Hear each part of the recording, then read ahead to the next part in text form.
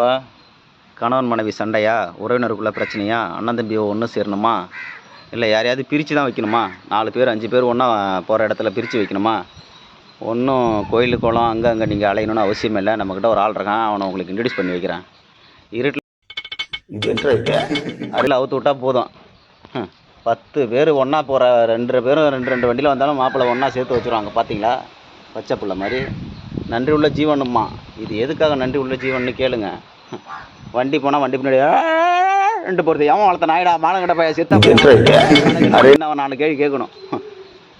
பெரிய சங்கிலியை கட்டி போட்டு கூட அவுத்துட்டு போகுது. இது மோரே பாரு, நன்றி உள்ள ஜீவனா? என்ன நன்றி உள்ள ஜீவனை? ஏதாவது அக்கா தங்கச்சிக்கு வருத்தம் வைக்கிறியா? நல்லது வரத்துக்கு கட்ட போடுறியா? குளிர் அடித்தாலும் மழை பெஞ்சாலும் எவன் வீட்டு அடுப்பு இருக்குன்னு பார்க்குறேன். ஏன் நம்ம வீட்டு அடுப்பு உனக்கு பிடிக்கலையா? நீலாம் ஒரு நன்றி உள்ள ஜீவனை. முதல்ல உன் பிள்ளைய நீ சோர்த்திக்க விடுவியா?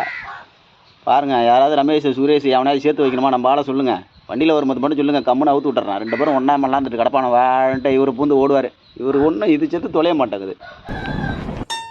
மக்கள் இருங்க.